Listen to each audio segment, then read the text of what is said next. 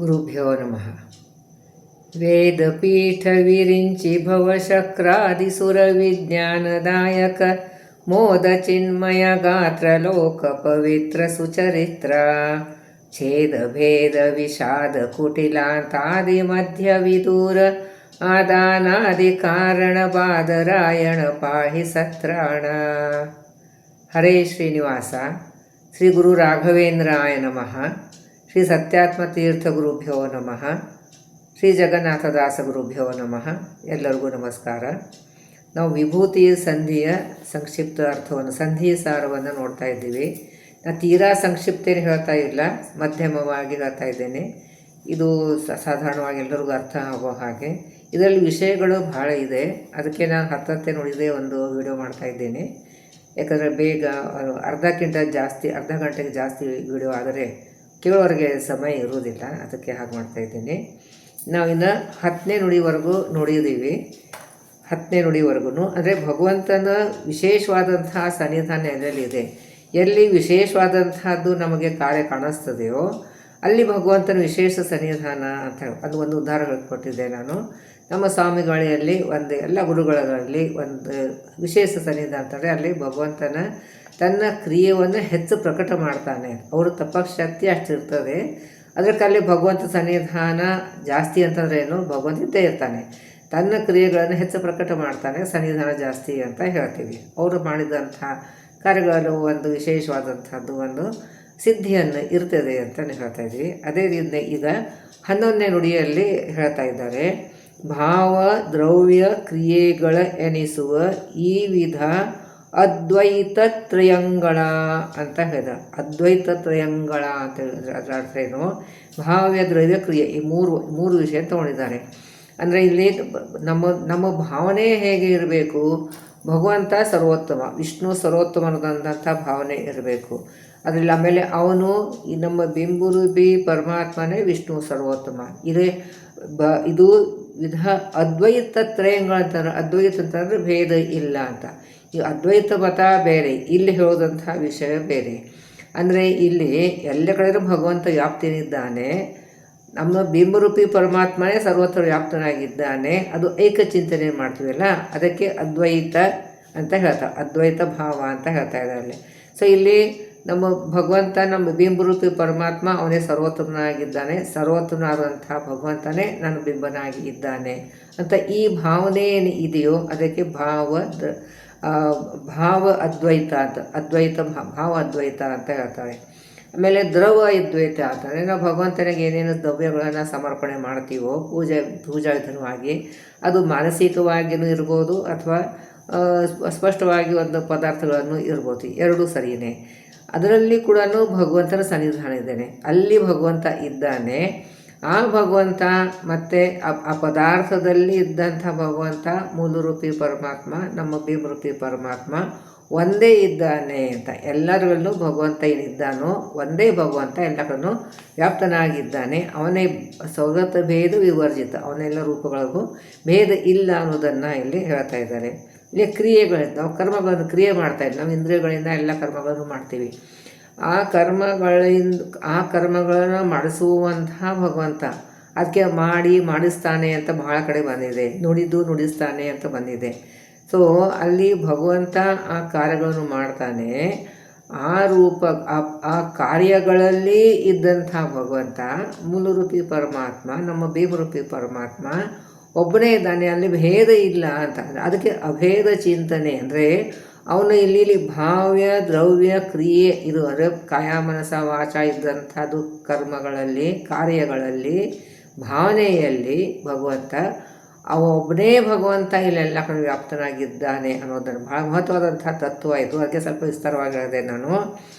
ಈ ವಿಧ ಅದ್ವೈತ ತ್ರಯಂಗ, ದ್ವೈತ ತಗೋಬಾರ್ದು. ಅದ್ವೈತ ಅಂದರೆ ಅಲ್ಲಿ ಅಭೇದ ಚಿಂತನೆ ಅಂತ, ಒಬ್ಬನೇ ಇದ್ದಾನೆ ಭಗವಂತ, ಒಬ್ಬನೇ ಇದ್ದಾನೆ ಅಂತ ಭಾವಿಸುತ್ತ ಸದ್ಭಕ್ತಿಯಲ್ಲಿ ಸರ್ವತ್ರ ಮರೆಯೋದಲ್ಲಿ ಈ ಭಕ್ತಿಯಿಂದ ಸದ್ಭಕ್ತಿ ಅಂತ ಕೊಟ್ಟಿದ್ದಾರೆ. ಈ ಭಕ್ತಿಯದಕ್ಕೂ ಸದ್ಭಕ್ತಿಗೆ ವ್ಯತ್ಯಾಸ ಅಂತಂದರೆ, ಭಕ್ತಿ ಅಂದರೆ ಭಗವಂತ ಮೇಲೆ ನಮಗೆ ಪ್ರೀತಿ ಇದೆ.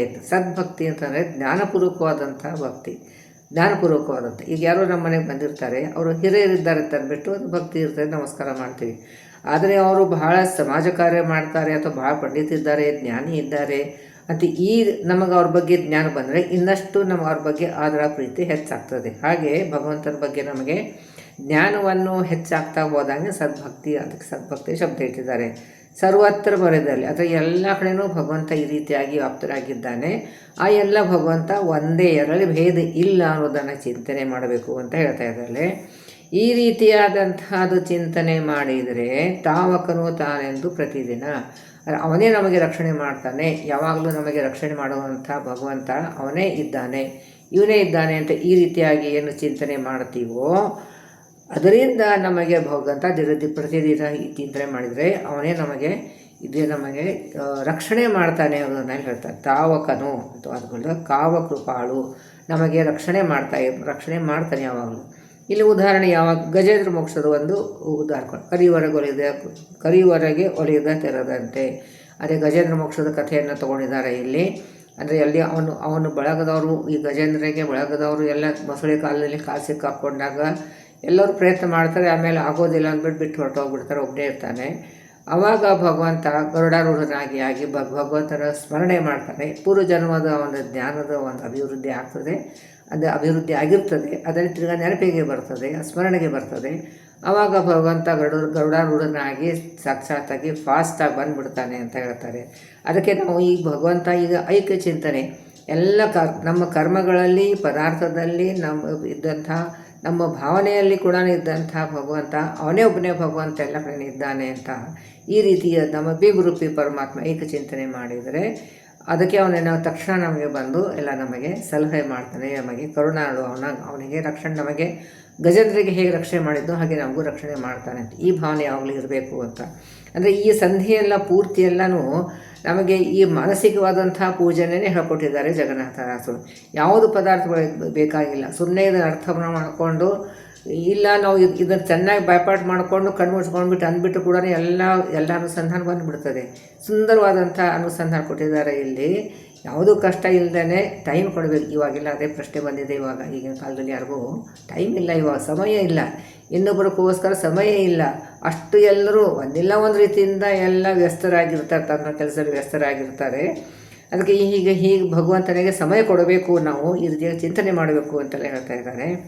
ಆಮೇಲೆ 12ನೇ ನುಡಿಯಲ್ಲಿ ಬಾಂಧಳವೇ ಮೊದಲಾದದ ಒಂದೊಂದರಲ್ಲಿ ಪೂಜಾ ಸಾಧನ ಅಂದರೆ ಇಲ್ಲಿ ಪಂಚಮಹಾಭೂತಗಳನ್ನು ಭಗವಂತನಿಗೆ ಸಮರ್ಪಣೆ ಮಾಡಬೇಕು.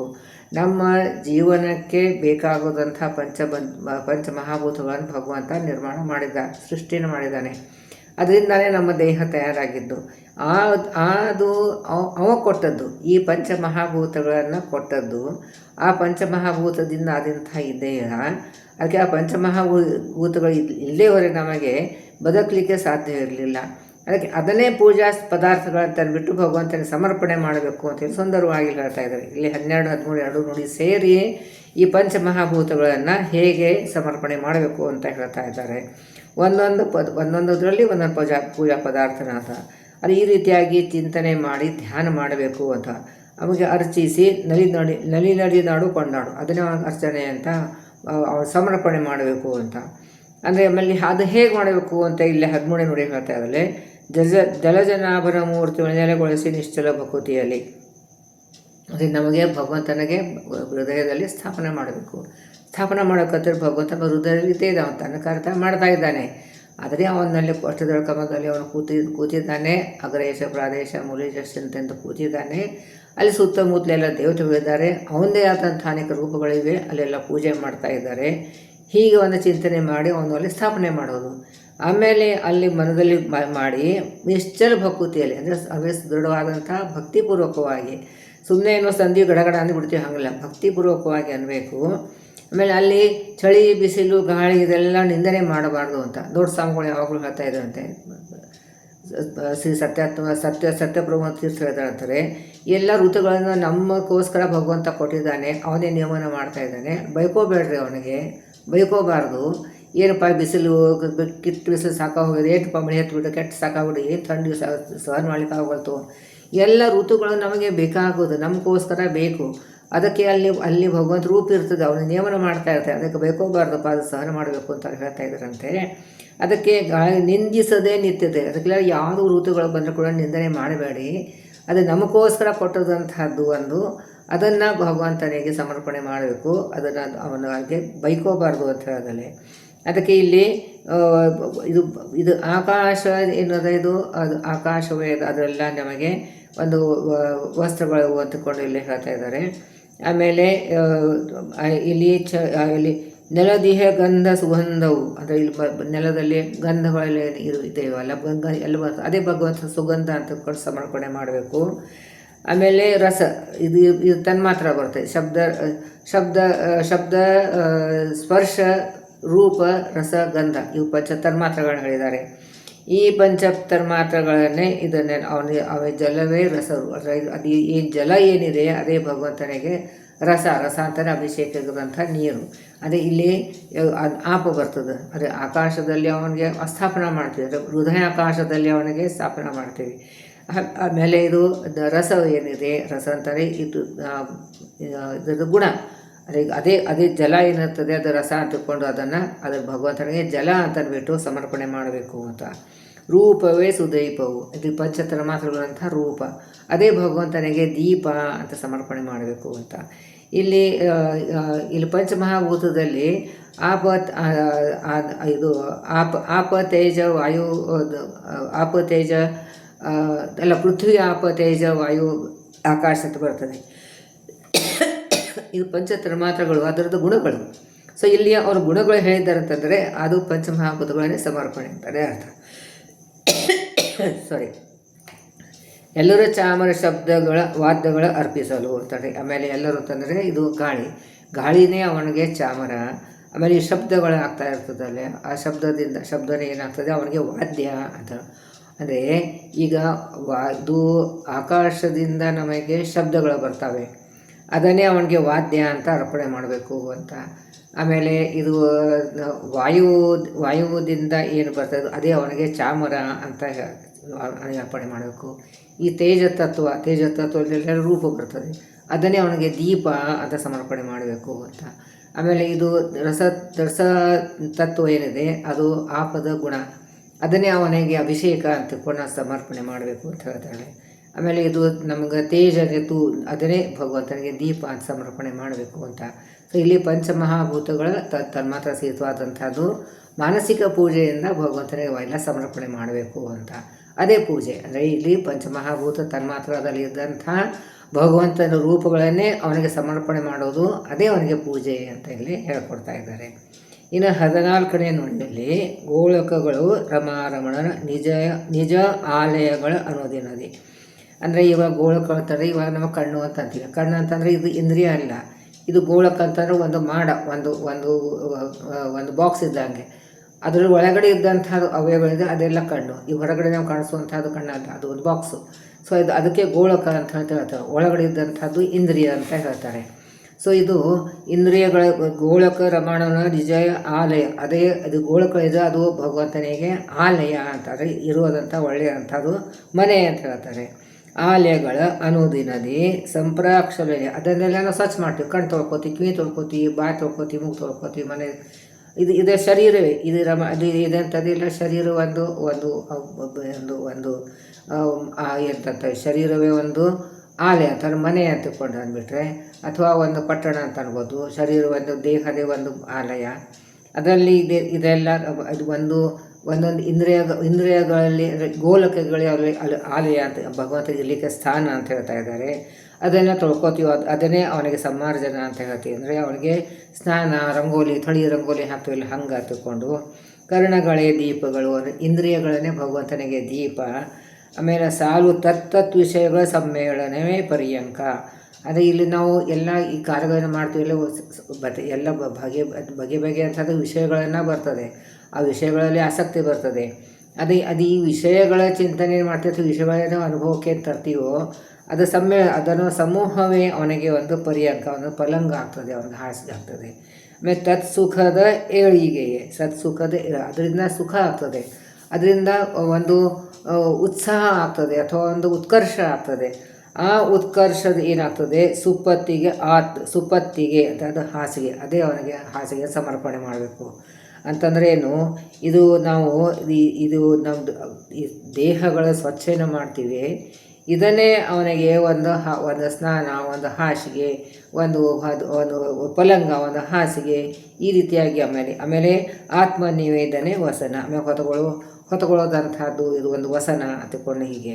ಸೊ ಹೀಗೆ ನಮ್ಮದು ದೇಹವನ್ನು ಒಂದು ಏನು ಸ್ವಚ್ಛತೆಯನ್ನು ಮಾಡ್ತೀವೋ ಅದನ್ನೇ ಭಗವಂತನಿಗೆ ಅವನಿಗೆ ಅದು ಅದೇ ಸಬ್ರಾಕ್ಷಲನೆ ಅಂತಾರೆ. ನಾವು ಥಳಿ ರಂಗೋಲಿ ಮಾಡ್ತೀವಿ, ಆ ರೀತಿಯಾದಂಥದ್ದು ಸುಗಂಧ ಬರ್ತದೆ, ಅದನ್ನೇ ಅವನಿಗೆ ಸುಗಂಧವಾದಂಥ ಬರ್ತದೆ, ಅದು ಸ್ವಚ್ಛ ಮಾಡೋದಂಥದ್ದು, ಅದು ರಂಗೋಲಿ ಅದೆಲ್ಲ ಆಗ್ತದೆ. ಆಮೇಲೆ ವಿಷಯಗಳ ಸಮ್ಮೇಳನ ಆಗ್ತದೆ, ಅದನ್ನೇ ಅದು ಅವನಿಗೆ ಒಂದು ಪಲಂಗ ಆಗ್ತದೆ. ಆಮೇಲೆ ಅದರಿಂದ ಬರುವಂಥ ಸುಖವಾದಂಥದ್ದು ಏನಿದೆ ಅದನ್ನೇ ಸುಪತ್ತಿಗೆ ಆಗ್ತದೆ, ಹಾಸಿಗೆ ಆಗ್ತದೆ. ಆತ್ಮ ನಿವೇದನೆ ಹೊಸ, ನಮ್ಮ ಆತ್ಮನಿಗೆ ಎಲ್ಲ ಸಮರ್ಪಣೆ ಮಾಡ್ತೀವಿ, ನೀನೇ ಎಲ್ಲ ಮಾಡಿ ಮಾಡಿಸ್ತಾ ಇದ್ದೀಯ ಅಂತೇಳಿ ಸಮರ್ಪಣೆ ಮಾಡ್ತೀವೋ ಅದೇ ಅವನಿಗೆ ಹೊತಗೊಳ್ಳೋಂಥ ವಸ್ತ್ರ ಆಗ್ತದೆ. ಅಂದರೆ ಹೀಗೆ ರೀತಿಯಾಗಿ ಭಗವಂತನಿಗೆ ಪೂಜೆ ಮಾಡಿ ಅವನಿಗೆ ಆಮೇಲೆ ಇದು ಮಲಗಿಸ್ತೀವಿ, ಈ ರೀತಿಯಾದಂಥದ್ದು. ಅಂದರೆ ಇದು ಒಂದು ದಿನನಿತ್ಯ ಮಾಡಿದಂಥ ಎಷ್ಟು ಸುಂದರವಾದಂಥ ಉದಾಹರಣೆ ಕೊಟ್ಟಿದ್ದಾರೆ, ಅಷ್ಟು ಸುಂದರವಾದಂಥದ್ದು. ಮತ್ತು ಇದೆಲ್ಲ ಉಪನಿಷತ್ತಲ್ಲಿ ಬಂದಂಥ ವಿಷಯ. ಇದು ತಾವು ಮನಸ್ಸಿಂದ ಕ್ರಿಯೇಟ್ ಮಾಡಿದ್ದು ಒಂದು ಶಬ್ದನೂ ಜಗನ್ನಾಥ ದಾಸರು ಹೇಳಿಲ್ಲ, ಎಲ್ಲನೂ ನಮಗೆ ದಿನನಿತ್ಯ ಉಪನಿಷತ್ತು ಬಂದಂಥ ವಿಷಯನೇ ಇಲ್ಲಿಟ್ಬಿಟ್ಟು ಇದನ್ನು ನಾವು ದಿನನಿತ್ಯ ಆಚರಣೆಯಲ್ಲಿ ಹೇಗೆ ತರಬೇಕು ಅನ್ನೋದನ್ನು ಇಲ್ಲಿ ಅನುಸಂಧಾನವನ್ನು ಸುಂದರವಾಗಿ ಜಗನ್ನಾಥ ಹೇಳ್ಕೊಟ್ಟಿದ್ದಾರೆ. ಏನು ಒಂದೊಂದು ಉದಾಹರಣೆ ನೋಡ್ತಾ ಹೋದರೆ ಏನು ಖುಷಿ ಆಗ್ತದೆ, ಭಾಳ ಸಂತೋಷ ಆಗ್ತದೆ. ಆಮೇಲೆ ಇಲ್ಲಿ 15 ನುಡಿಯಲ್ಲಿ ಇಲ್ಲಿ ಭಗವಂತನ ಕೂಡಿಸಿದ್ದು ಆಯಿತು, ಅವನಿಗೆ ಸ್ವಚ್ಛ ಮಾಡಿದ್ದಾಯ್ತು, ಥಳಿ ರಂಗೋಲಿ ಆಯಿತು, ಎಲ್ಲ ಆಯಿತು. ಇನ್ನು ಪೂಜೆ ನಾವು ಹೇಗೆ ಮಾಡಬೇಕು ಭಗವಂತನಿಗೆ ಸುಂದರವಾಗಿ ಕೊಟ್ಟಿದ್ದಾರೆ. ಪಾಪ ಕರ್ಮಗಳು ಪಾದಕಗಳು, ಅದನ್ನು ನಾವು ಪಾಪ ಎಲ್ಲ ತಿಳಿದು ಆಗಲಿ ತಿಳಿದೇ ಇರಾಗಲಿ ನಾವು ಪಾಪಕರ್ಮಗಳನ್ನ ಮಾಡ್ತಾ ಇರ್ತೀವಿ. ಅದನ್ನು ಅವನಿಗೆ ಪಾದಕೈಗಳನ್ನು ಸಮರ್ಪಣೆ ಮಾಡಬೇಕು, ಅದನ್ನು ಪಾಪ ಕರ್ಮಗಳನ್ನು ಕೂಡ ಸಮರ್ಪಣೆ ಮಾಡಬೇಕು ಅಂತ. ಯಾಕೆ ಅವರ ಪಾದಕೈಗಳು ಅಂತಂದರೆ ನಾವು ತುಳಿದು ಹಾಕ್ಬಿಡ್ತಾನೆ ಅಂತ. ಅವನ ಪಾದದಲ್ಲಿ ಎಲ್ಲ ಶಂಖ ಚಕ್ರ ಗದಾ ಪದ್ಮ ಅಂಕುಶ ಇದೆಲ್ಲ ಚಿಹ್ನೆಗಳಿದೆ. ಆ ಚಿಹ್ನೆಗಳಿಂದ ತುಳಿದ್ರೆ ನಮ್ಮ ಪಾಪಗಳನ್ನ ತುಳಿದು ಹಾಕ್ಬಿಡ್ತಾನೆ, ಅಂದರೆ ಅದು ನಾಶ ಮಾಡಿಬಿಡ್ತಾನೆ ಅಂತ. ಸೊ ಅದಕ್ಕೆ ನಾವು ಪಾಪ ಕರ್ಮಗಳನ್ನ ಒಂದು ಪಾದಕೈಗಳನ್ನು ಅಂತ ಹೇಳ್ಕೊಟ್ಟು ಸಮರ್ಪಣೆ ಮಾಡಬೇಕು. ಅಲೇಪನು ಸತ್ಪುಣ್ಯ, ಅಂದರೆ ನಾವು ಪುಣ್ಯಗಳ ಕರ್ಮಗಳನ್ನೇನು ಮಾಡ್ತಾ ಇರ್ತೀವಿ ಅದನ್ನೇ ಅವನಿಗೆ ಸುಗಂಧ ದ್ರವ್ಯ ಆಗ್ತದೆ ಅಂತ. ಸುಗಂಧ ದ್ರವ್ಯಗಳನ್ನು ಅವನಿಗೆ ಆ ರೀತಿಯಾಗಿ ಸಮರ್ಪಣೆ ಮಾಡಬೇಕು. ನಾವು ಸತ್ಪುಣ್ಯಗಳನ್ನು ಏನು ಮಾಡ್ತೀವೋ ಅದು ಭಗವಂತನಿಗೆ ಸುಗಂಧ ದ್ರವ್ಯ ಅಂತ. ಅಂದರೆ ಇದು ಗಂಧನೂ ಆಗ್ಬೋದು, ಸುಗಂಧ ದ್ರವ್ಯನೂ ಆಗ್ಬೋದು, ಸುಗಂಧವಾದಂಥ ನೀರು ಆಗ್ಬೋದು, ಎಲ್ಲನೂ ಆಗ್ಬೋದು. ಅದು ಹೂವಿನ ಮುಂದೆ ಬರ್ತದೆ. ಅಂದಮೇಲೆ ಸತ್ಪುಣ್ಯ ಶಾಸ್ತ್ರ ಆಲಾಪವನ್ನೇ ತುಳಸಿ, ಶಾಸ್ತ್ರದ ಆಲಾಪನೆ ಅಂದರೆ ಶಾಸ್ತ್ರವನ್ನು ತಿಳ್ಕೊಂಡು ಪದೇ ಅದನ್ನು ಮನನೇ ಏನು ಮಾಡ್ತೀವಿ ಅದೇ ಅವನಿಗೆ ತುಳಸಿ ಆಗ್ತದೆ ಅಂತ. ಸೊ ನಾವು ಏನು ಶಾಸ್ತ್ರ ಆಲಾಪನೆ ಮಾಡ್ತೀವಿ, ಅಧ್ಯಯನ ಮಾಡ್ತೀವೋ ಅದು ಭಗವಂತ ನಿನಗೆ ತುಳಸಿ ಅಂತ ಸಮರ್ಪಣೆ ಮಾಡಬೇಕು ಅಂತ. ಸುಮನೋವೃತ್ತಿಗಳು ಸುಮನಸ್ಸು ಅಂದರೆ ಒಳ್ಳೆಯ ಸ್ವಚ್ಛವಾದಂಥ ಮನಸ್ಸು, ಅಂದರೆ ಅಸೂಯ ದ್ವೇಷ ಇರದೇ ಇರೋದಂಥದ್ದು ಏನು ಮನಸ್ಸು, ಭಾವಪುಷ್ಪ ಅಂತ ಹೇಳ್ತೀವಿ. ಈ ಭಾವಪುಷ್ಪಗಳು ಅಹಿಂಸಾದಿ 8 ಪುಷ್ಪಗಳು ಇವೆ. ಅದು ಅಹಿಂಸಾ ಇದೆ, ಸತ್ಯ ಇದೆ, ಆಮೇಲೆ ಇದೆಲ್ಲ ನಮ್ಮದು ಒಂದು ಪ್ರೀತಿ ಇದೆ, ಒಂದು ದಾನ ಇದೆ, ಧರ್ಮ ಇದೆ, ಇದೆಲ್ಲ ಅಷ್ಟು ಪುಷ್ಪಗಳು ಅಂತ ಹೇಳ್ತಾಯಿದ್ರೆ ಅದೆಲ್ಲ ಅದೇ ನಮ್ಮದು ಒಳ್ಳೆಯ ಮನಸ್ಸಿನಂಥ ಇದ್ದಂಥ ಏನು ಮನಸ್ಸಿದೆಯೋ, ಮನಸ್ಸಿನ ವೃತ್ತಿಗಳೇನಿದೆಯೋ ಅದೇ ಅವನಿಗೆ ಹೂ ಆಗ್ತದೆ ಅಂತಂದರೆ ಭಾವಪುಷ್ಪವನ್ನು ಇಲ್ಲಿ ಸಮರ್ಪಣೆ ಮಾಡಬೇಕು ಅಂತ ಹೇಳ್ತಾ ಇದ್ದಾರೆ. ಮೇಲೆ ಕೋಪ ಧೂಪವು, ನಾವು ಭಗವಂತನಿಗೆ ಧೂಪಾರತಿ ಮಾಡ್ತೀವಿ, ನಮ್ಮದು ಕೋಪನೇ ಅವನಿಗೆ ಧೂಪಾರತಿ. ಅಂದರೆ ಧೂಪ ಹೇಗೆ ಅದು ಆಹಾರ ಹೋಗ್ಬಿಡ್ತದೆ, ಅದು ಸುಟ್ಟು ಹೊರಟೋಗ್ಬಿಡ್ತದೆ. ಹಾಗೆ ನಮ್ಮದು ಕೋಪವನ್ನು ಭಗವಂತ ಸಮರ್ಪಣೆ ಮಾಡಿಬಿಟ್ರೆ ಸುಟ್ಟು ಹೋಗ್ಬಿಡ್ತದೆ, ತಿರ್ಗಾ ಕೋಪ ಬರೋದಿಲ್ಲ ಅಂತ. ಇದೂ ಒಂದು ರೀತಿಯಾದಂಥದ್ದು ನಾವು ಒಂದು ಕೋಪ ಕಂಟ್ರೋಲ್ ಮಾಡುವಂಥದ್ದು ಒಂದು ವಿಷಯ ಆಗ್ತದೆ ನಮಗೆ. ಭಕ್ತಿ ಭೂಷಣ, ಅವನಿಗೆಲ್ಲ ಆಭೂಷಣನೆಲ್ಲ ಹಾಕ್ತೀವಿ, ಅಂದರೆ ಇದು ವಸ್ತ್ರ ಕೊಡ್ತೀವಿ, ಒಂದು ಎಲ್ಲ ಆಭರಣಗಳನ್ನ ಹಾಕ್ತೀವಿ, ಅದೆಲ್ಲ ನಮ್ಮದಿದ್ದು ಭಕ್ತಿನೇ ಅವಾಗ ಆಭರಣ ಆಗಿಬಿಡ್ತದೆ ಅಂತ. ಭಕ್ತಿನೇ ಅವನಿಗೆ ಆಭರಣ ಆಗ್ತದೆ. ಆಮೇಲೆ ವ್ಯಾಪಿಸಿದು ಸದ್ಬುದ್ಧಿ ಛತ್ರವು, ನಾವು ಒಳ್ಳೆಯ ಬುದ್ಧಿ ಇರ್ತದೆ, ಅದೇ ಅವಾಗ ಛತ್ರ ಚಾಮರ ಆಗ್ತದೆ ಅಂತ. ನಮ್ಮ ಛತ್ರ ಚಾಮರನೇ ನಮ್ಮದು ಸದ್ಬುದ್ಧಿ ಇರಿದೆ ಅಂತ. ಈಗ ಬುದ್ಧಿಗೂ ಮತ್ತು ಈಗ ಭಕ್ತಿಗೂ ಏನು ವ್ಯತ್ಯಾಸ ಇದೆ, ಭಕ್ತಿ ಅನ್ನೋ ಪ್ರೀತಿ ಉಕ್ಕಿರೇ ಬಂದದಂಥದ್ದು. ಸದ್ಬುದ್ಧಿ ಅಂದರೆ ಜ್ಞಾನ. ನಾವು ಏನು ಜ್ಞಾನ ಕಳಿಸಿರ್ತೀವಿ ಅದು ಬುದ್ಧಿ ನಮಗೆ ವಿಮರ್ಶೆ ಮಾಡ್ತದೆ. ಇದು ಸರಿನೋ ತಪ್ಪು ಅದು ವಿಮರ್ಶೆ ಮಾಡಿ ಏನು ಮಾತು ಭಗವಂತ ಸರ್ವೋತ್ತಮ, ಅವನೇ ನಮಗೆ ಸತತವಾಗಿ ರಕ್ಷಣೆ ಮಾಡ್ತಾನೆ ಅನ್ನೋದನ್ನು ಏನು ಒಂದು ಬುದ್ಧಿಯಲ್ಲಿ ಕೊಡ್ತದೋ, ವಿಮರ್ಶೆ ಮಾಡಿ ತಗೊಳ್ಳೋದಂಥ ಒಂದು ನಿಶ್ಚಯ ಅದಕ್ಕೆ ಬುದ್ಧಿಯಲ್ಲಿ ಅದು ಬುದ್ಧಿ ಕೆಲಸ ಮಾಡ್ತದೆ. ಅದಕ್ಕೆ ಇದು ಸದ್ಬುದ್ಧಿ ಅಂತ ಈ ರೀತಿಯಾದ ಚಿಂತನೆ ಬಂದಂಥ ಸದ್ಬುದ್ಧಿ ಏನಿದೆಯೇ ಅದೇ ಭಗವಂತನ ಛತ್ರ ಆಗ್ತದೆ ಅಂತ. ಆಮೇಲೆ ಛತ್ರವು ದೀಪವೇ ಸುಜ್ಞಾನ, ಒಳ್ಳೆ ಜ್ಞಾನವನ್ನು ಸಂಪಾದನೆ ಮಾಡ್ತೀವೋ ಅದನ್ನೇ ಅವನಿಗೆ ದೀಪ ಆಗ್ತದೆ ಅಂತ.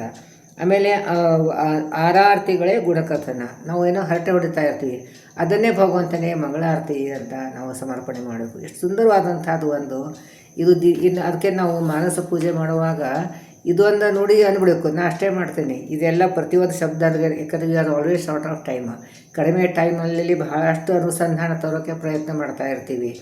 ಆವಾಗ ಇದೆಲ್ಲ ಪ್ರತಿಯೊಂದು ಒಂದೊಂದು ಬೇರೆ ಬೇರೆ ಅಂತಂದರೆ 2 ನಿಮಿಷ ಆಗ್ತದೆ. ಇದೊಂದು ನುಡಿಯನ್ನು ಬಿಟ್ಟರೆ ಅರ್ಧ ನಿಮಿಷ ಆಗ್ತಿಲ್ಲ, 1.5 ಮಿನಿಟ್ ನಮಗೆ ಸೇವ್ ಆಯಿತು. ಆ 1.5 ಮಿನಿಟ್ ತಿರ್ಗಾ ನಾವು ಬೇರೆ ಅನುಸಂಧಾನ ಮಾಡ್ಬೋದು. ಹೀಗೆ ನಮಗೆ ಗಡಿಬಿಡಿ, ನಮಗೆ 24 ತಾಸು ಸಾಕಾಗೋದಿಲ್ಲ. ಆ 24 ತಾಸಲ್ಲಿ ಒಂದು 5 ಗಂಟೆ ನಿದ್ದೆ ಮಾಡಿದರೆ ಸಾಕು. ಇನ್ನು ಮಿಕ್ಕಿದೆಲ್ಲ ಅಷ್ಟು ಕಂಟಿನ್ಯೂಸ್ ಮನೆ ಕೆಲಸ ಬಿಡಬಾರ್ದು, ಬೇಸರ ಮಾಡ್ಕೋಬಾರ್ದು. ಅದು ನಮ್ಮದು ಜವಾಬ್ದಾರಿ, ಭಗವಂತ ಕೊಟ್ಟಂಥ ಕರ್ತವ್ಯ, ಅದು ಭಗವಂತನ ಸೇವೆ ಅಂತ ಮಾಡಬೇಕು. ಅದನ್ನು ಪೂರ್ತಿ ಮಾಡಿ ಮಿಕ್ಕಿದ ಟೈಮಲ್ಲಿ ನಾವು ಸರಿಯಾಗಿ ಟೈಮ್ ಮ್ಯಾನೇಜ್ಮೆಂಟ್ ಮಾಡ್ಕೋಬೇಕು. ಸೊ ಅದಕ್ಕೆ ಇದು ನಾವು ಏನು ಮಾತಾಡತ್ತೀವೋ ಅದೇ ಭಗವಂತ. ಅದಕ್ಕೆ ನಮ್ಮ ಗುರುಗಳು ಹೇಳ್ತಾ ಇದ್ರು, ನೀವು ಏನೇ ಹರಟಿ ಹೊಡೀರಿ ಅವಳಗೆ 1-2 ಸತಿ ಏನಾರು ಒಂದು ಭಗವಂತನ ಚಿಂತನೆ ಮಾಡಿಬಿಡ್ರಿ ಅಂತ. ಈಗ ಯಾರೋ ಒಂದು ತಪ್ಪು ಮಾಡಿರ್ತಾರೆ, ಏನು ಭಗವಂತ ಈ ರೀತಿ ಬುದ್ಧಿ ಕೊಟ್ಟ ಅವನಿಗೆ ಅಂತ ಅಂದ್ಬಿಟ್ಟು ಏನು ಒಳ್ಳೆ ಕೆಲಸ ಮಾಡಿರ್ತಾನೆ, ಏನು ಭಗವಂತನ ಒಂದು ಬೇರೆಯವ್ರದ್ದೇ ಬೇರೆ ಭಾಳ ಹರಟೆನೇ ಹೊಡೀಲಿ, ಅಲ್ಲಿ ಕೂಡ ಭಗವಂತನ ಚಿಂತನೆ ಮಾಡಿರಿ ಅಂತ ಹೇಳ್ತಾಯಿದ್ರು ನಮ್ಮ ಗುರುಗಳು. ಒಳ್ಳೆ ಕೆಲಸ ಮಾಡಿದ್ರು ಅವಳು ಏನು ಭಗವಂತ ನೋಡಿ ಹೆಂಗೆ ಒಳ್ಳೆ ಬುದ್ಧಿ ಕೊಟ್ಟ. ಒಂದು ವಿಭೂತಿ ಅವ್ರಿಗೆ ಒಂದು ಅನುಷ್ಠಾನ ಇದೆ, ಅದು ಎಷ್ಟು ಒಳ್ಳೆಯ ಕಾರ್ಯಗಳನ್ನು ಮಾಡ್ತಾಯಿದ್ದಾರೆ, ಅಲ್ಲಿ ಭಗವಂತನಿಗೆ ಸನ್ನಿಧಾನ ವಿಶೇಷ ಮಾಡ್ತಾಯಿದ್ದಾರಂತೆ. ಹೀಗೆ ನಾವು ಏನು ಹರಟೆ ಹೊಡೆ ಕೂಡ ಅದು ಭಗವಂತನ ಗುಣಕಥನ ಆಗಿರಬೇಕು ಅಂತ ಕೂಡ ಹೇಳ್ತಾ ಇದ್ದಾರೆ ಇದು. ಆಮೇಲೆ ಈಗ 16ನೇ ನುಡಿಯಲ್ಲಿ ಇದು ಮನೋವಚನ ಕಾಯಿಕ ಪ್ರದಕ್ಷಿಣೆ ಅನ್ನೋದು ಸರ್ವತ್ರ ವ್ಯಾಪಕ ವನೂರಹೇಕ್ಷರಾರ್ಭುಸಭವಿಸ್ತರು ಸತತ. ಅದಕ್ಕೆ ಇದು ಈಗ ಕಾಯ ಮನಸ ವಾಚ ನಮಗೇನು ಕರ್ಮಗಳನ್ನು ಮಾಡ್ತಾ ಇರ್ತೀವಿ, ಈ ಪ್ರದಕ್ಷಿಣೆ ಮಾಡ್ತಿರ್ತೀವಿ, ಅದೇ ಪ್ರದಕ್ಷಿಣೆ ಈಗ ಹಿಂದಿ ನುಡಿಯಲ್ಲೆಲ್ಲ ಮಾನಸ ಪೂಜೆ ಹೇಗೆ ಹೇಳಿದೆ, ಇನ್ನು ಪ್ರದಕ್ಷಿಣೆ ಉಳಿತಲ್ಲ. ಪ್ರದಕ್ಷಿಣೆ ಏನು ಮಾಡೋಕ್ಕಾಗೋದು, ನಾವು ಕಾಯ ಮನಸ ವಾಚ ಮಾಡಿದಂಥ ಕರ್ಮಗಳನ್ನು ಇದೆಯೋ ಅದನ್ನೇ ಭಗವಂತನಿಗೆ ಸಮರ್ಪಣೆ ಅಂತ ಅಂದ್ಬಿಟ್ಟು ಸಮರ್ಪಣೆ ಮಾಡಬೇಕು ಅಂತ. ಅದು ಸರ್ವತ್ರ ವ್ಯಾಪನನಾಗಿದ್ದಂಥ ಭಗವಂತ ಅವನಿಗೆ ಅರ್ಪಣೆ ಮಾಡಬೇಕು. ಆಮೇಲೆ ಯಾವಾಗಲೂ ಆನಂದವಾಗಿ ಇರಬೇಕು ಅಂತ, ಖುಷಿಯಾಗಿರಬೇಕು ಅಂತ. ಈಗ ನಮಗೆ ಇದ್ದ ಪರಿಸ್ಥಿತಿಗಳು ನಾವೇನು ನಮ್ಮ ಕರ್ಮಾನುಸಾರ ಭಗವಂತ ಕೊಡ್ತಾ ಇರ್ತಾನೆ. ಒಳ್ಳೇದು ಕೊಟ್ಟರೆ ನೀನೇ ಕೊಟ್ಟಿದ್ದೆಪ್ಪ ಏನು ಅದು ಒಂದು ಅಭಿನಂದನೆ, ಒಂದು ಧನ್ಯವಾದಗಳನ್ನು ಹೇಳಿಬಿಟ್ಟು, ಆಮೇಲೆ ಕೆಟ್ಟ ಕರ್ಮಗಳನ್ನು ಇರುವ ದುಃಖಗಳನ್ಬಿಟ್ಟೆ ಆಯಿತು ನನ್ನ ಪಾಪ ಕರ್ಮವನ್ನು ಗಂಟು ಕಳೆದು ಬಿಟ್ಟಿಲ್ಲ ಅಂತ ಸಂತೋಷ ಇರಬೇಕಂತ, ಎರಡೂದರಲ್ಲೇ ಸಂತೋಷ ಪಡಬೇಕು ಅಂತೆ. ಅದಕ್ಕೆ ನಾವು ಯಾವಾಗಲೂ ಸಂತೋಷದಿಂದ ಇರಬೇಕು ಅಂತೇಳಿ ಹೇಳ್ಕೊಡ್ತಾಯಿದ್ರು. ಓದಿಸಿತೊಲಿರು ಸತತ ಅಂತ ಹೇಳ್ತಾ ಇದ್ದಾರೆ. ಅನುಭವಕ್ಕೂ ತಂದಕೋ ಸಕಲ ಸಾಧನಗಳಾಗಿದ್ದೆ. ಅಂದರೆ ಇದು ಅನುಭವಕ್ಕೆ ತಂದುಕೊಡೋದು, ಇದು ಬಹಳ ಮಹತ್ವ. ಸುಂದರವಾದಂಥ ಶಬ್ದ ಇಟ್ಟಿದ್ದಾರೆ ಜಗನ್ನಾಥದಾಸರು. ಇದನ್ನು ನಾವು ಅನುಭವಕ್ಕೆ ತರ್ಕೋಬೇಕು ಅಂತ, ಅನುಭವಕ್ಕೆ ತರ್ಕೋಬೇಕು. ಏನಂತಂದರೆ ಇಲ್ಲೆಲ್ಲಿ ಭಗವಂತ ಈ ರೀತಿಯಾದಂಥ ನಮಗೆ ಕರ್ಮಗಳು ಮಾಡಿಸಿದ್ದಾನೆ, ಇಲ್ಲಿ ಭಗವಂತ ಇದ್ದಾನೆ, ಇದನ್ನು ಅನುಭವಕ್ಕೆ ತರ್ಕೋಬೇಕು ಅಂತ. ಅಂದರೆ ಇವಾಗ ಮಕ್ಕಳು ಊರಿಗೆ ಬರ್ತಾರಂತಾರೆ, ಏನೋ ಖುಷಿ ಒಂದು ಉದ್ರೇಕ ಆಗ್ತದೆ ಅಲ್ವಾ. ಮಕ್ಕಳು ತುಂಬ ದಿವಸ ಮ್ಯಾಗ ಮಕ್ಕಳು ಬರ್ತಾಯಿದ್ದಾರೆ, ಎಸ್ಪೆಷಲಿ ಎಲ್ಲ ಮಕ್ಕಳು ಹೊರಗೆಲ್ಲ ಹೋಗ್ಬಿಟ್ಟಿರ್ತಾರೆ. ಏನೋ ಮುದುಕಿ ನಾವು ಎಲ್ಲಿ ಇರ್ತೀವಿ, ಆ ಟೈಮಲ್ಲಿ ಏನು ಬಂದುಬಿಟ್ರೆ ಏನೋ ಖುಷಿ, ಏನು ಸಂಭ್ರಮ ನಮಗೆ. ಅವಾಗ ಮಕ್ಕಳು ಬರ್ತಾರೆ ಏನೋ ಅಂತೀರಿ, ಎಲ್ಲೆಲ್ಲೋ ಏನೋ ತಯಾರಿ ಇಟ್ಟಿರ್ತೀವಿ. ಅದಕ್ಕೆ ಅದು ನಮಗೆ ಒಂಥರ ಆ ಖುಷಿ ಅನುಭವ ಬರ್ತದೆ. ಹಾಗೆ ಭಗವಂತ ನನ್ನಲ್ಲೇ ಇದ್ದಾನೆ, ಅದನ್ನು ಅನುಭವಕ್ಕೆ ತರಬೇಕು. ಅವನೇ ಇದು ಮಾಡಿಸ್ತಾ ಇದ್ದಾನೆ, ಅವನೇ ಖುಷಿ ಕೊಡ್ತಾ ಇದ್ದಾನೆ, ಇದು ಅನುಭವಕ್ಕೆ ತಂದು ತಿಳಿದುಕೋ ಅಂತ. ಇದನ್ನು ಇದೇ ಮುಖ್ಯ ಅಂತ ಹೇಳ್ತಾ ಇದ್ದಾರೆ. ಪಾಮರ ಮಂಜು ಪೇಳಿದರೆ ತಿಳಿಯೋದು ಬುಧರಿಗಲ್ಲದೆ. ಪಾಮರಿಗೆ ಅಂತಂದರೆ ಯಾರು ಅಜ್ಞಾನಿಗಳು ಇರ್ತಾರೆ, ಅಜ್ಞಾನ ಅಂತಂದರೆ ದಡ್ರ ಅಂತ ಅರ್ಥ ಅಲ್ಲ. ಅಂದರೆ ಅದು ಆಸಕ್ತಿ ಇರೋದು, ಭಗವಂತನ ಒಂದು ಜ್ಞಾನ ಗಳಿಸ್ಬೇಕು ಅಂತಲೇ ಆಸಕ್ತಿ ಇರೋದಿಲ್ಲ, ಅಂಥವ್ರಿಗೆ ಇದು ಗೊತ್ತಾಗೋದಿಲ್ಲ. ಇದು ಆಸಕ್ತಿ ಹುಟ್ಟಿಸ್ಕೊಂಡು ಇದು ಭಗವಂತನ ಬಗ್ಗೆ ಒಂದು ಜ್ಞಾನವನ್ನು ತಿಳ್ಕೊಳ್ಳೋಕ್ಕೋಸ್ಕರ ಏನು ಒಂದು ಪ್ರಯತ್ನ ಪಡ್ತೀವೋ, ಅಂದರೆ ಅದಕ್ಕೆ ಜ್ಞಾನಿಗಳು, ನಾವೇನು ಜ್ಞಾನಿಗಳಲ್ಲ, ಆದರೆ ಆ ಜ್ಞಾನಿಗಳ ದಾರಿಯಲ್ಲಿ ಹೋಗ್ತಾರೆ, ಜ್ಞಾನಿಗಳ ಒಂದು ಸಹವಾಸದಲ್ಲಿ ಇದ್ದೀವಿ. ಅದಕ್ಕೆ ಅದು ಇಂಥವ್ರಿಗೆ ಅದು ತಿಳಿಯುತ್ತದೆ, ಅರ್ಥಕ್ಕೆ ಅದು ಅನುಭವಕ್ಕೆ. ಈಗ ನಮಗಷ್ಟು ನಾವು ಅಷ್ಟು ಅನುಭವಕ್ಕೆ ನಾವು ಬರೋದಿಲ್ಲ. ಈ ಜ್ಞಾನಿಗಳು ಅಂತಂದ್ರೆ ಅಪರೋಕ್ಷ ಜ್ಞಾನ. ಎಲ್ಲೆಲ್ಲಿ ಜ್ಞಾನಿಗಳಂತ ಬರ್ತದಲ್ಲ ಅಲ್ಲೆಲ್ಲ ಅಪರೋಕ್ಷ ಜ್ಞಾನಿ ಅಂತ ತೊಗೋಬೇಕು. ಈ ಅಪರೋಕ್ಷ ಜ್ಞಾನಿಗಳಿಗೆ ಅನುಭವಕ್ಕೆ ಬರ್ತದಲ್ಲ, ಭಗವಂತ ಬಂದು ನಿಂತಿದ್ದಾನೆ. ಒಬ್ಬರು ದಾಸ ಕಥೆ ಹೇಳ್ತಾರೆ, ಕೃಷ್ಣನ ತೊಡೆ ಮೇಲೆ ಕೂಡಿಸ್ಕೊಂಡು ಆಟ ಆಡಿಸ್ತಾ ಇದ್ರು ಅಂತಾರೆ. ಅದಕ್ಕೆ ಆಟ ಆಡಿಸಿದ್ರಂತೆ, ಅದಕ್ಕೆ ವಾದಿರಾಜಗಳು ಬಂದು ನೋಡಿದ್ರಂತೆ, ಏನಪ್ಪ ಕೃಷ್ಣನ ಆಟ ಆಡಿಸ್ತಾ ಇದೆಯಾ, ನೋಡ್ಲಿಕ್ಕೆ ಬಂದಿದ್ದೀನಿ ಅಂತ ಹೇಳ್ತಾರಂತೆ. ಇಷ್ಟು ಸುಂದರವಾದಂಥದ್ದು. ಅಂದರೆ ಅವರು ಅದು ಒಂದು ಭಗವಂತನ ಸನ್ನಿಧಾನ, ಭಗವಂತನ ಒಂದು ಸುಂದರತೆ, ಭಗವಂತ ಒಂದು ಮಹಿಮೆ, ಅದು ಅನುಭವಿಸ್ತಾ ಇರ್ತಾರಂತೆ ಅವರು. ಈಗ ನಾವು ಹೇಳ್ತಿದ್ರು ನೋಡಿ, ಕಷ್ಟ ಬರ್ರಿ ಅದು ಅನುಭವಿಸ್ತಾರೆ, ನಿಮ್ಗೇನು ಗೊತ್ತಾಗ್ತದೆ ಅಂತ ಹೇಳ್ತೀವಿ ನಾವು. ಏನು ಹತ್ತಪ್ಪ ದೊಡ್ಡ ಕಷ್ಟ ಇರೋದಕ್ಕೆ ಯಾಕೆ ಕಷ್ಟ ಕಾಳಜಿ ಪಡ್ತೀರಿ ಅಂತ ಹೇಳಿದರೆ, ಅದು ಅನುಭವಿಸ್ತಾರೆ ಗೊತ್ತಾಯ್ತು. ಅಂದರೆ ಅದು ಅನುಭವಕ್ಕೆ ಬರ್ತಾ ಇರ್ತದೆ. ಹಾಗೆ ಭಗವಂತನ ಸನ್ನಿಧಾನ ಅವನು ಮಾಡಿಸ್ತಾ ಇದ್ದಾನೆ ಅಂತ ಅಂದ್ಬಿಟ್ಟು ಇದನ್ನು ಈ ರೀತಿಯಾಗಿ ನಾವು ಒಂದು ಸಮರ್ಪಣೆ, ಮಾನಸಿಕ ಪೂಜೆಯನ್ನು ಮಾಡಿದರೆ ಅದರ ಆನಂದ ಮಾಡೋರಿಗೆ ಗೊತ್ತು, ಇನ್ನೊರಿಗೆ ಗೊತ್ತಾಗೋದಿಲ್ಲ ಅಂತ ಹೇಳ್ತಾರೆ. ದಿನನಿತ್ಯ ಮಾಡಬೇಕಿದನ್ನು. ಇದು ಮಾಡಿದರೆ ಒಂಥರ ಆನಂದ. ಆ ಆನಂದದಲ್ಲೇ ಇಡೀ ದಿವಸ ಕಳೀತೀವಿ ನಾವು. ಅದಕ್ಕೆ ನಾವು ಈ ಸಂಧಿಯನ್ನು ಬಾಯ್ಪಾಟ್ ಮಾಡಿ ಅಂತ ತುಂಬ ಜನ ಹೇಳ್ತಾಯಿದ್ರು, ಬಾಯ್ಪಾಟ್ ಮಾಡಿ ಅಂತ. ಕೆಲಸ ಮಾಡ್ತಾ ನಾನು ಅನ್ಕೊಂಡು ಕೆಲಸ ಮಾಡಿದರೆ, ಸ್ಪೆಷಲಿ ಅಡುಗೆ ಮಾಡುವಾಗ ಹರಿಕಥಾನುಸಾರ ಪಾರಾಯಣ ಮಾಡ್ತಾ ಅಂತ ಮಾಡಿದರೆ ಎಷ್ಟು ಶುದ್ಧವಾದಂಥ ಅನ್ನ ತಯಾರಾಗ್ತದೆ. ಅಂಥ ಅನ್ನವನ್ನು ನಾವು ಸ್ವೀಕಾರ ಮಾಡಿದರೆ ನಮ್ಮ ಮನಸ್ಸು ಶುದ್ಧ ಆಗ್ತದೆ, ಧರ್ಮ ಕಾರ್ಯ ಹೆಚ್ಚಾಗ್ತದೆ. ಅದಕ್ಕೆ ಶುದ್ಧನಕ್ಕೆ ಅಷ್ಟೊಂದು ಮಹತ್ವ ಇದೆ. ಅದಕ್ಕೆ ಅದನ್ನು ಅಷ್ಟು ಹೇಳ್ತಾ ಇದ್ದಾರೆ. ಅದಕ್ಕೆ ಇದನ್ನು ಅನುಭವಕ್ಕೆ ತಂದುಕೋ ಅಂತ ಹೇಳ್ಕೊಂಡು, ಇವಾಗ ಇದು ಒಂದೇ ಶಬ್ದವನ್ನು ಸ್ವಲ್ಪ ಏನೋ ನಾನು ಹೇಳುವ ಆವೇಶದಲ್ಲಿ ಸಂಕ್ಷಿಪ್ತ ಹೇಳಬೇಕು ಅಂತ ಅಂದ್ಕೊಂಡಿರ್ತೇನೆ, ಆದರೂ ಅದು ವಿಸ್ತಾರವಾಗಿ ಹೊರಟೋಗ್ಬಿಡ್ತದೆ. ಇನ್ನು 17ನೇ ನೋಡಿ, ಚತುರ್ವಿಧ ಪುರುಷಾರ್ಥ ಪಡೆಯುವರೆ ಅಂತ. ಇದು 4 ವಿಧಂಥ ಧರ್ಮ, ಅರ್ಥ, ಕಾಮ, ಮೋಕ್ಷ ಅಂತ ಯಾರು ಅಪೇಕ್ಷೆ ಆಗಿರ್ತದೆ ಅವ್ರಿಗೆ ಒಂದೇ ಉಪಾಯ ಅಂತ. ಇದು ಒಂದಕ್ಕೆ ಸಿಗಬೇಕು ಅಂತಲೇ ಒಂದೇ ಉಪಾಯವಂತ ಇರುತ್ತಾರೆ. ಎಲ್ಲ ಶಾಸ್ತ್ರ ನೋಡಿದ್ರು ಕೂಡ 14 ಓದು ಎಲ್ಲ ಹುಡ್ಕೊಂಡು ಬರೋ ಕೂಡ ಒಂದೇ ಉಪಾಯ ಇದೆ. ಏನು ಮಾಡಬೇಕಂತಂದರೆ, ಸತತ ವಿಷಯ ಇಂದ್ರಿಯಗಳಲ್ಲಿ ಪ್ರವಿತತನು ಎನಿಸಿ ರಾಜಿಸುವ ಲಕ್ಷ್ಮೀಪತಿಗೆ ಸರ್ವ ಸಮರ್ಪಣೆಯು ಮಹಾಪೂಜೆ ಸದುಪಾಯ. ಸುಂದರವಾಗಿ ಹೇಳಿದ್ದಾರೆ. ಇನ್ನು ಎಲ್ಲ 14 ಲೋಕ ಓಡಾಡೋ ಬರ್ರಿ, ಎಲ್ಲ ಶಾಸ್ತ್ರಗಳು ಓದ್ರಿ, ಬೇಕಾದ ಮಾಡಿರಿ. ಇದಕ್ಕೊಂದು ಶ್ರೇಷ್ಠ ಉಪಾಯ ಏನಂತಂದರೆ ಭಗವಂತನಿಗೆ ಸಮರ್ಪಣೆ ಮಾಡೋದು. ಏನು ಸತತವಾಗಿ ಸಮರ್ಪಣೆ. ನಮ್ಮದು ಏನೋ ವಿಷಯ ನೋಡ್ತೀವಿ, ಅಲ್ಲಿ ಭಗವಂತನ ಚಿಂತನೆ. ನಮ್ಮ ಇಂದ್ರಿಯ ದ್ವಾರ ಏನು ಕರ್ಮಗಳನ್ನು ಮಾಡ್ತೀವಿ, ಇದು ಏನೋ ಜ್ಞಾನವನ್ನು ಪಡಿಸ್ತೀವಿ. ಕರ್ಮೇಂದ್ರಿಯ ಮತ್ತು ಇಂದ್ರಿಯ ಮಾಡತಕ್ಕ ಕರ್ಮೇಂದ್ರಿಯ, ಅದರಲ್ಲಿ 2 ಜ್ಞಾನೇಂದ್ರಿಯ ಕರ್ಮೇಂದ್ರಿಯ ಕೊಟ್ಟಿದ್ದಾನೆ. ಸೊ ಏನೋ ಒಂದು ಜ್ಞಾನ ಬಂದರೆ ಭಗವಂತ ಅದರಲ್ಲಿ ನೀ ಬಿಟ್ಟನ್ನು ಕೊಟ್ಟಿದ್ದೀಯಾ, ಏನೋ ಕರ್ಮ ಮಾಡೋದು ನೀನೇ ಮಾಡಿಸಿದೀಯಾ ಅಂತ. ಸತತವಾಗಿ ಎಲ್ಲ ಇಂದ್ರಿಯಗಳಲ್ಲಿ ಭಗವಂತ ವ್ಯಾಪ್ತನಾಗಿದ್ದಾನೆ ಅಂತ ಅಲ್ಲಿ ರಾಜಿಸುವ ಲಕ್ಷ್ಮೀಪತಿ. ರಾಜಿಸುವ ಅವನೇ ಮುಖ್ಯ ನಿಯಾಮಕ, ಅವನೇ ಸತತವಾಗಿ ನಿಂತು ಮುಖ್ಯ ನಿಯಾಮಕನಾಗಿ ಅಂತ ಭಗವಂತ ಇದ್ದಾನೆ ಅಂತ ನೀನೇ ಮಾಡಿ. ಇದು ಸಮರ್ಪಣೆ ಅಂತಂದರೆ ಏನು? ಇದು ನಾನು ಮಾಡ್ತಾ ಇಲ್ಲ, ಅಹಂ ಕರ್ತ ಹರಿಕರ್ತ ಅಂತೇನು ಹೇಳ್ತೀವಿ, ಅದೇ ಅವನಿಗೆ ಸಮರ್ಪಣೆ. ಈ ರೀತಿಯಾದಂಥದ್ದು ಏನು ಸಮರ್ಪಣೆ ಮೂಡ್ತೀವಿ, ಇದೇ ಮಹಾಪೂಜೆ ಆಗ್ತದೆ. ಇದೇ ಶ್ರೇಷ್ಠವಾದಂಥ ಪೂಜೆ ಭಗವಂತ ಕರೆದೆ. ಇದೇ ಒಂದು ಸದುಪಾಯ, ಶ್ರೇಷ್ಠವಾದಂಥ ಉಪಾಯ. ಇದು ಒಂದೇ ಅಂತ ಇಲ್ಲಿ ಹೋಗ್ಬಿಡು. ಎಷ್ಟು ಸುಂದರ, ಎಷ್ಟು ಸುಲಭವಾಗಿ. ಈಗ ಸಂಧಿಯದು ಓದುತ್ತಾ ಹೋದರೆ ಎಷ್ಟು ಸಂತೋಷ ಆಗ್ತದೆ. ಎಷ್ಟು ಸುಲಭವಾದಂಥದ್ದು ಉಪಾಯ ಜಗನ್ನಾಥ ಕೊಟ್ಟಿದ್ದಾರೆ. ನಾವು ಮಾಡೋದೇ ಇಲ್ಲಲ್ಲ ನಾವು ಅಂತ. ಅದಕ್ಕೆ ಇದು ಸತತವಾಗಿ ಇದು ಪಾರಾಯಣ ಮಾಡ್ತಾಯಿದ್ರೆ ಆವಾಗ ಸ್ಲೋಲಿ ಹೆಮರಿಂಗ್ ಆಗ್ತದೆ. ನಮ್ಮ ಮೈಂಡಿಗೆ ಹೆಮರಿಂಗ್ ಅಂತ ಸತತವಾಗಿ ಕಟ್ಟೋದು. ಆಮೇಲೆ ಈ ಆನಂದ ನಮಗೆ ಅನುಭವಕ್ಕೆ ಬರೋಕ್ಕೆ ಶುರು ಆಗ್ತದೆ. ಸೊ ಇದನ್ನು ನಾನು ಇವತ್ತು ಸ್ವಲ್ಪ ವಿಸ್ತಾರವಾಗಿಯೇ ಹೋಗಿದ್ದೇನೆ. ಇನ್ನೂ ವಿಸ್ತಾರವಾಗಿ ಹೇಳಬಹುದು, ಆದರೆ ನಮಗೆ ಟೈಮ್ ಶಾರ್ಟೇಜ್, ನಮ್ಮ ಸಮಯ ಕಮ್ಮಿ ಇದ್ದದ್ದಕ್ಕೆ ಹೀಗೆ ನಾನು ತೀರಾ ಕಡಿಮೆನೇ ಹೇಳಿಲ್ಲ, ತೀರಾ ಜಾಸ್ತಿ ಹೇಳಿಲ್ಲ, ಮಧ್ಯಮವಾಗಿ ಹೋಗ್ಕೊಂಡು ಹೋಗ್ತಾ ಇದ್ದೇನೆ. ಎಲ್ಲರೂ ಇದನ್ನು ಸರಿಯಾಗಿ ಅಧ್ಯಯನ ಮಾಡಲಿ ಅಂತ ಒಂದು ಉದ್ದೇಶದಿಂದ ಭಗವಂತ ನಿಮಗೆ ಪ್ರೇರಣೆ ಕೊಡಲಿ. ಎಲ್ಲರಿಗೂ ದಿನನಿತ್ಯ ನಾವು ಹಿಂದೆ ಹಾಕಿದ್ದಂಥ ವಿಡಿಯೋಗಳನ್ನೆಲ್ಲ ಸರಿಯಾಗಿ ನೋಡುವಂಥದ್ದು ಒಂದು ಪ್ರೇರಣೆ ಭಗವಂತ ಕೊಡಲಿ. ಸರಿಯಾಗಿ ಇದನ್ನು ಅಧ್ಯಯನ ಮಾಡಲಿ. ಎಲ್ರಿಗೂ ಕ್ಷೇಮ ಆಗಲಿ ಒಂದು ಉದ್ದೇಶದಿಂದ ಮನೆ ಮನೆಗಳಲ್ಲಿ ಹರಿಕಥಾಂಸಾರ ಪಾರಾಯಣ ಆಗಲಿ, ಎಲ್ಲರಿಗೂ ಕ್ಷೇಮ ಆಗಲಿ ಅಂತಂದ್ಬಿಟ್ಟು ಈ ಒಂದು ಉದ್ದೇಶದಿಂದ ನಾವು ನೀವು ಸೇರಿ ಅದನ್ನು ಮಾಡೋಕ್ಕೆ ಪ್ರಯತ್ನ ಮಾಡ್ತಾಯಿದ್ದೀವಿ. ಗುರುಗಳು ಇದಕ್ಕೆ ನಮಗೆ ಒಂದು ಶಕ್ತಿ ಕೊಡಲಿ, ಅದು ಒಂದು ಅನುಗ್ರಹ ಆಗಲಿ ಅಂತ ಒಂದು ಸಮರ್ಪಣೆ ಮಾಡೋಣ.